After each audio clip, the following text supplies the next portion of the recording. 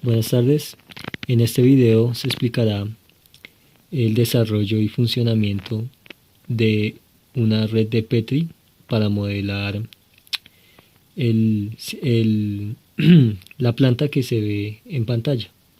Entonces, para este taller se propuso la siguiente planta, que consta de un almacén de entrada, un robot que coge las piezas del almacén 1 y las pasa para la máquina 1 para que ésta haga su proceso.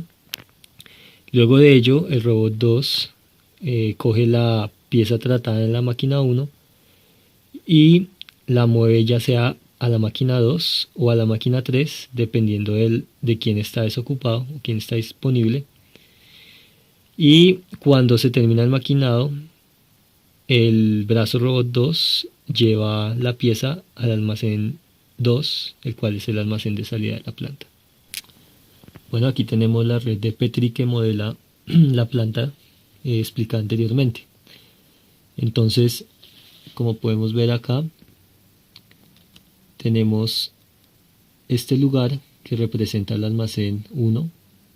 El lugar, pues, vale la redundancia, es simplemente un lugar de las redes de Petri.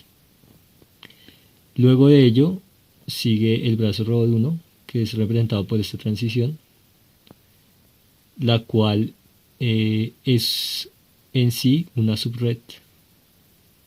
Luego de ello sigue la máquina número 1, que es modelada con este conjunto de elementos de las redes de Petri coloreadas. Entonces consta de una cola de entrada, una transición que indica que se inicia la operación en esta máquina, un lugar que indica que la máquina está operando, es decir, que está ocupada, una transición que indica fin de la operación y una cola de salida.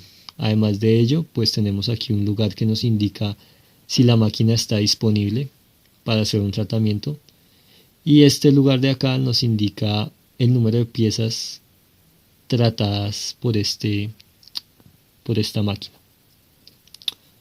Luego de ello, encontramos aquí en verde la máquina 3, la cual cumple con el mismo esquema de la máquina 1, al igual que la máquina 2, representada aquí en azul.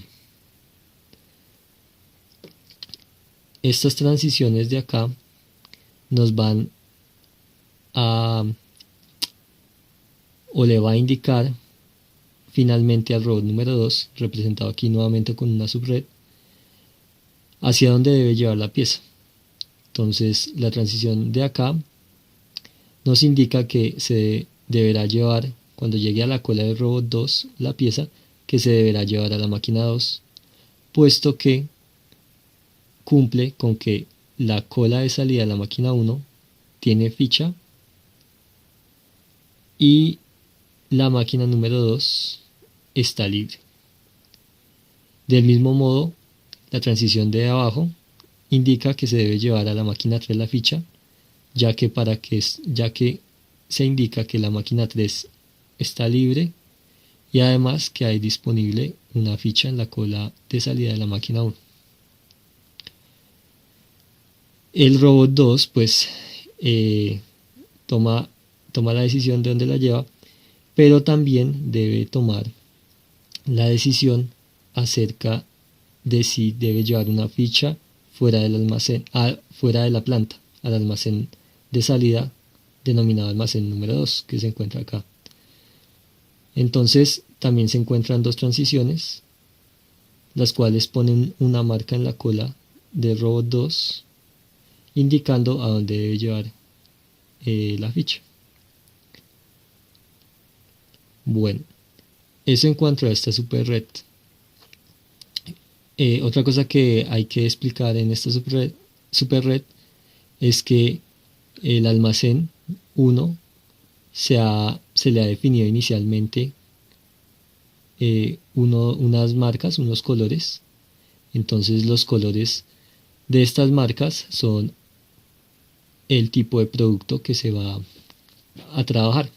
Entonces, para este taller existían 5 tipos de productos a tratar: el producto tipo A, el producto tipo B, C, D y E. Bueno, ahora pasamos a explicar la subred del robot 1.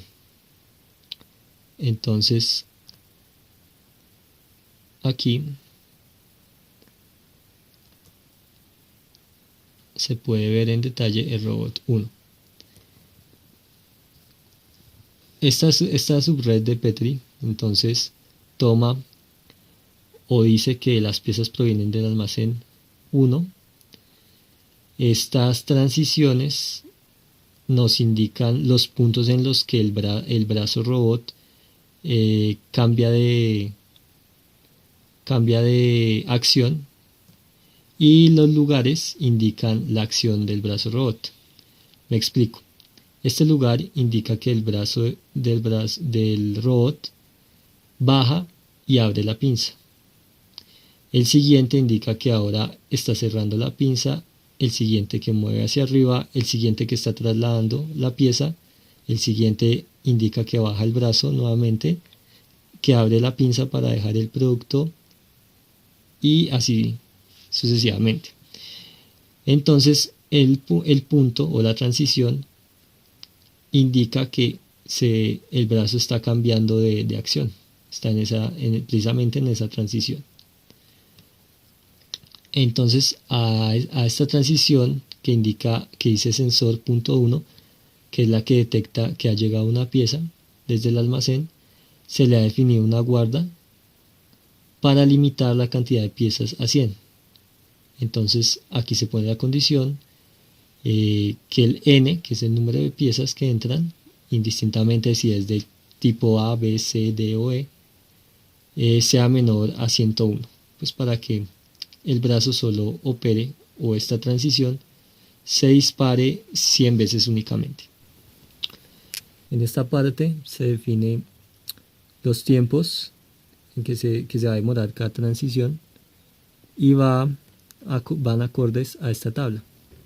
Esta tabla, ¿cómo se interpreta? Entonces, aquí en esta columna están las acciones que puede realizar el brazo, y en las siguientes columnas se encuentran los tipos de pieza que se pueden fabricar en la planta.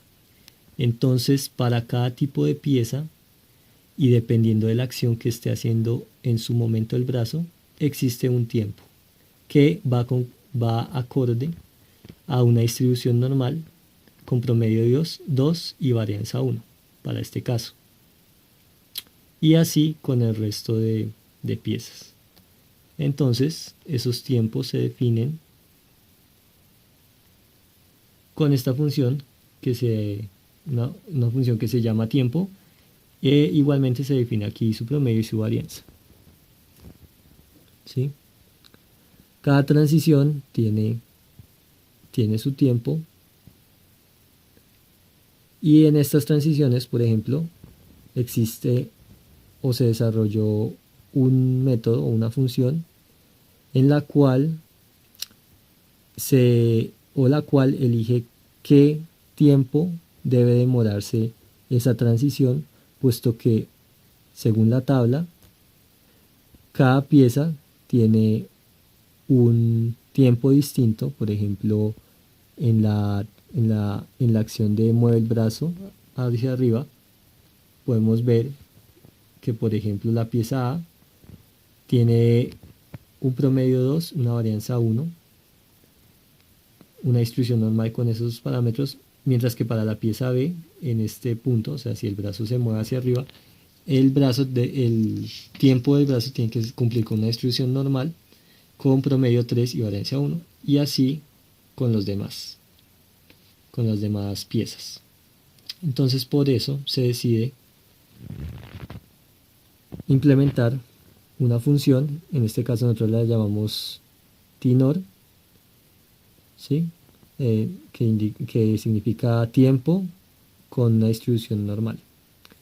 Los parámetros de esta función son P, que es la pieza en sí, o sea, el tipo de pieza, y los parámetros que siguen, estos números que siguen, el 2, el 1, el 3, el 1, etcétera, son el promedio y la varianza para cada pieza consecutivamente. Entonces estos dos primeros serán para la pieza A, los que siguen para la B, la C, la D y la E. Y así estos tiempos, esta función se reproduce en las transiciones que sean necesarias. ¿Sí? Por ejemplo, para el punto 5, que es la transición que pasa a abrir la pinza, siempre el brazo se demora al mismo tiempo, entonces por eso simplemente se pone la función tiempo 1,1, porque para todas las piezas cumple con la misma distribución. Aquí en el punto 6, entonces el brazo ya lleva la pieza a la cola de entrada de la máquina número 1, para este brazo que es el brazo 1, e indica que el brazo se libera y que va sin pieza o retorna sin pieza a su posición home. De manera similar, la subred que representa al robot 2 cumple con las mismas características, muy similar a las del brazo 1, con la única diferencia que tiene a la salida 3 lugares, puesto que este brazo debe decidir a qué lugares debe llevar una pieza dependiendo de dónde provenga la pieza. Entonces, para ello, se ha puesto aquí en estos arcos una función que se llama PAM, por ejemplo, PAM2, por ejemplo, en este caso, que significa pieza a máquina 2. PAM3 significa pieza a máquina 3 y PAS2 significa pieza al almacén de salida, al 2.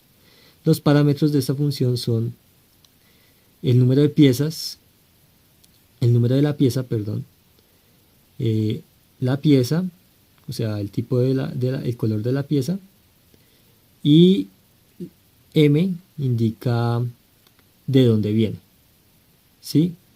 Dependiendo de unos parámetros. Entonces, si M es 1, indica que, si M es 2, perdón, 3, perdón, indica que viene la máquina 2, y si es 4, indica que viene la máquina 3. Bueno.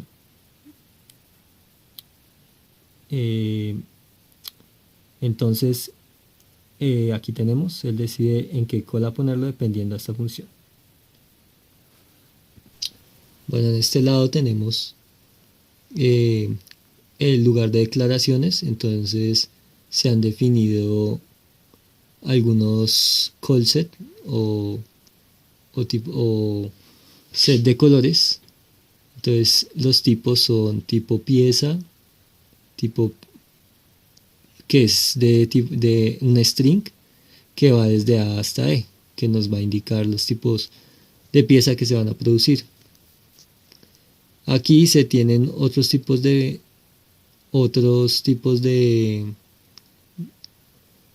call set, el tipo Pi y el tipo robot, que nos van a ayudar tanto en el brazo robótico como en la super red de la planta en general. Existe el tipo num, que es un entero temporizado que nos sirve para saber el número de la pieza. NumPy significa el número de la pieza y la pieza, ¿sí? SimPy significa sin pieza, y el tipo de R2 recoge, que significa que robot 2 recoge, que es el tipo del lugar de la cola del robot 2. Como pueden ver, los tipos NumPy, SimPy y R2 recoge son un producto, ¿sí?, de otros tipos. Bueno, aquí tenemos algunas variables de soporte y sus tipos según lo que se creó aquí anteriormente. Entonces la variable n es de tipo num y nos va a indicar precisamente cuentas, o sea, números de cuentas. La variable p es un tipo pieza y sirve para representar las piezas que se transportan a lo largo de la planta del sistema. La variable k e i, la variable p y m de tipo entero. Bueno, aquí abajo tenemos el lugar donde se definen las funciones que se desarrollaron en esta red de Petri, ¿sí? Las que están dentro de ese recuadro azul que se ve. Bueno, tenemos la función de tiempo, que era la distribución que se cumplía en los brazos robots para que se cumpliera con los requerimientos de la tabla, que es la tabla que se mostró anteriormente. Tenemos aquí una función de T-Nord, que era la que elegía, dependiendo de la pieza que se estuviera transportando, qué tiempo debía demorarse en ese punto. Tenemos la función que se llama tiempo de operación 1 o TOP1, el tiempo de la operación 2 y el tiempo de operación 3. ¿Qué indican estas funciones? Estas funciones son las que nos determinan el tiempo de operación de las máquinas, puesto que según el enunciado del taller, cada máquina tenía o cumplía con una distribución exponencial en cuanto al tiempo que se demoraba maquinando. Entonces aquí tenemos la función, todas las tres funciones constan básicamente de lo mismo, se hace un redondeo de una distribución exponencial con promedio 0.25 para este caso, que es para la máquina 1. Para la máquina 2 era 0.55 el promedio y para la 3 0.47. Estas funciones de abajo eran las que se explicaron para el robot 2, que era PAM2, PAM3 y PAS2, que son las que nos sirven para que la red de Petri ponga las marcas en el lugar correspondiente. Entonces aquí consta de un if, de una función if, de una sentencia if, donde m indica un código que se le dio. Entonces si m era 1, indica que la pieza proviene de la máquina 1 y que la máquina 2 está libre. Entonces siendo así, entonces va marcando el arco con estos parámetros.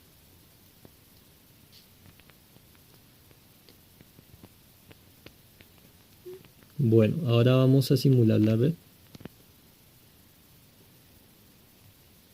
Entonces nos vamos a la super red.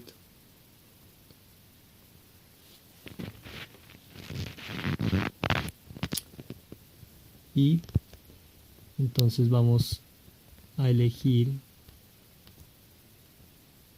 el panel de simulación.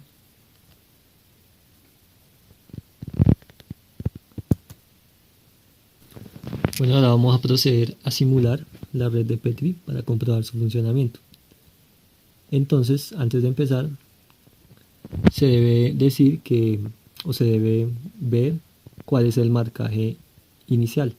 Como se puede ver, aquí hay una marcación inicial de 5 marcas que representan los 5 tipos de piezas.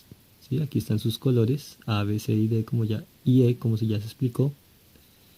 Aquí una marca inicial para que se empiecen a contar los productos que entran al almacén. Y estas marcas que se encuentran acá, que son de a una marca, y están en los lugares que indican que las máquinas están libres. Entonces hay una marca en la máquina 1 que me está indicando que la máquina 1 está libre, y del mismo modo en la máquina 2 y en la máquina 3. Para las subredes que representan los robots también existe un marcaje inicial. Esta es la del robot 1. Entonces aquí hay una marca que nos indica que el robot se encuentra en su posición home, ¿sí? Y aquí hay una marca que nos indica que el robot está libre, obviamente, pues porque no ha comenzado a entrar las fichas a la planta. Igualmente para el robot 2. Indica que el robot 2 está en su posición home y está libre. Bueno, entonces para simular, vamos a simular 50 ciclos primero y vamos a ver lo que ocurre. Entonces aquí empezó la red de robot 1 que está transportando una ficha.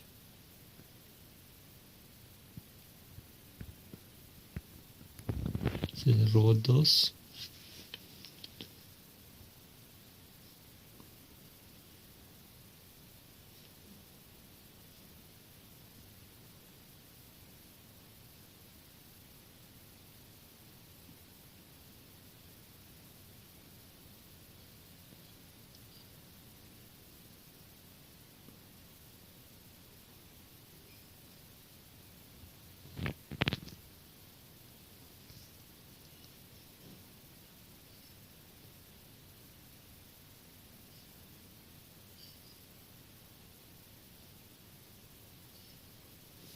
Bueno, aquí se acaban de cumplir los 50 ciclos.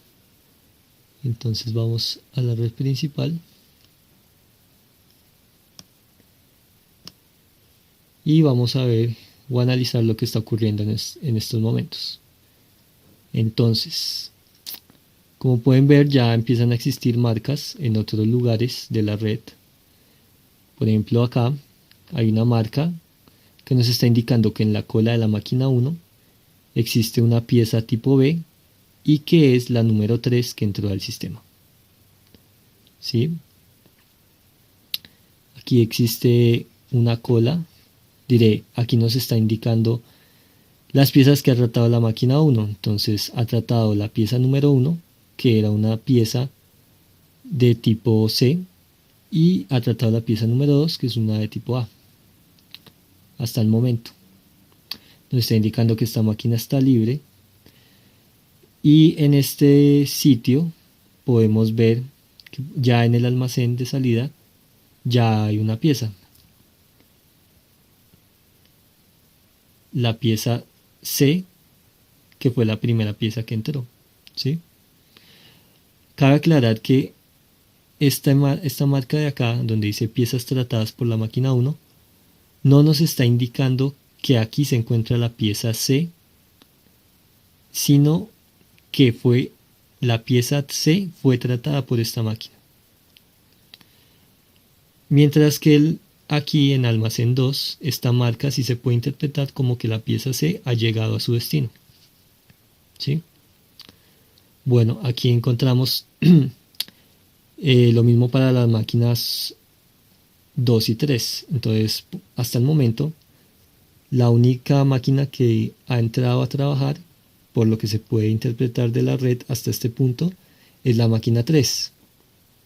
La máquina 3 trató la pieza C1, que es la pieza que ya está en el almacén de salida. Aquí se encuentra el tiempo que se demoró esta pieza en salir de producción, 55 unidades de tiempo. Y ese tiempo pues depende obviamente de todas las distribuciones de tiempo, tanto de los brazos robots como los de la operación de las máquinas que se indican acá. Aquí están los tiempos para, por ejemplo, la máquina 2 se llama TOP2, y para la máquina 3 TOP3, y para la máquina 1 TOP1.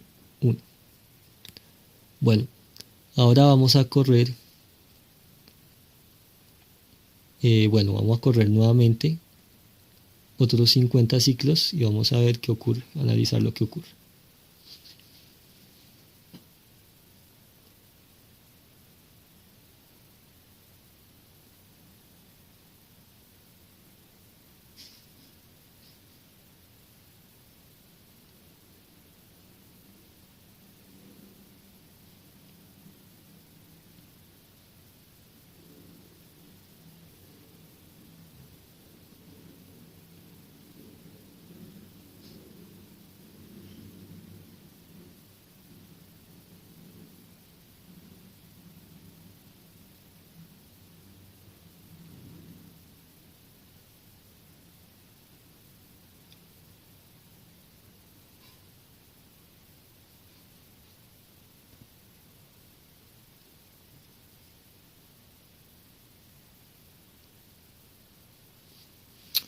Bueno, ya acaba de terminar otros 50 ciclos.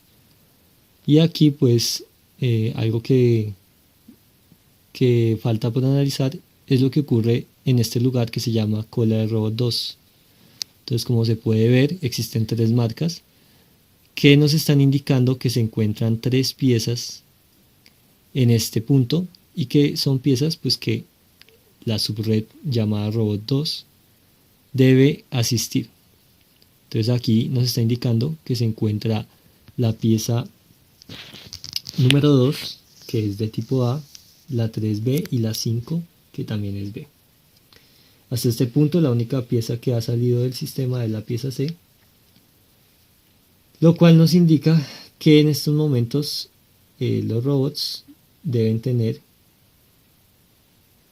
piezas en movimiento.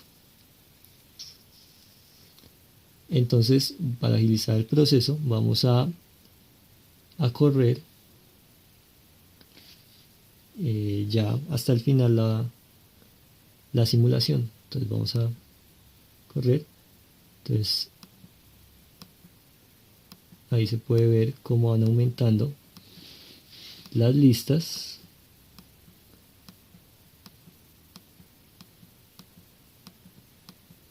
Y el objetivo es que se cumpla con la condición o la restricción que era que la planta tratara 100 piezas.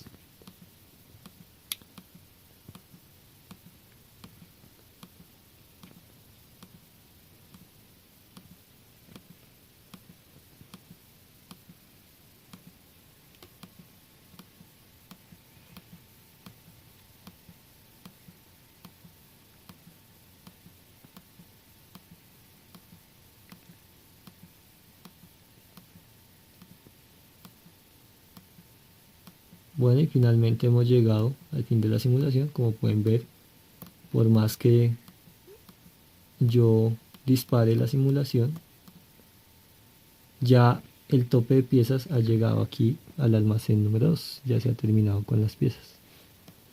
Entonces vamos a analizar lo que tenemos acá. Entonces, como se puede ver, aquí están las piezas en el orden. La pieza número 1, la 2, la 3, la 4, etcétera, hasta la pieza número 100. Y además de ello, pues nos está indicando el color de la pieza, es decir, el tipo de pieza que se trató en todo el proceso. Como pueden ver, aquí está la número 100, que fue de tipo A, la última pieza que entró al sistema. Aquí tenemos tenemos o podemos ver que esto ocurrió de manera aleatoria, puesto que aquí entró una C, una D, aquí vuelve a entrar una C, otra D, luego una A, ¿sí? Entonces ahí podemos comprobar la aleatoriedad. Estas listas que se muestran acá, esta que se muestra acá por ejemplo, nos está indicando, según el marcaje, que esta máquina, que es la máquina 2, trató 48 piezas de las 100 que entraron a producirse. Y aquí se indica el número de pieza que trató y el tipo de pieza que era. Si era una pieza B, C, etc. Lo mismo ocurre con la lista de abajo, esta lista que se encuentra acá. Entonces nos está indicando que la máquina número 3 trató 52 piezas de las 100 que entraron al sistema. Igualmente que en la máquina 2, pues obviamente el número de piezas que trató y el tipo. Lo mismo la lista que se encuentra a este lado. Como pueden ver, el marcaje de esta es 100, lo cual es lógico puesto que todas las piezas tenían que pasar por la máquina 1 o tenían que maquinarse en esa máquina, valga la redundancia. Bueno, para comprobar que estamos bien, entonces podemos ver que la máquina 2 trató 48 y la 352. La suma nos tiene que dar las 100 piezas y efectivamente pues 48 más 52 nos da las 100. Bueno, eso es todo. lo que, lo que hay que ver acá. Espero que haya quedado claro. Gracias.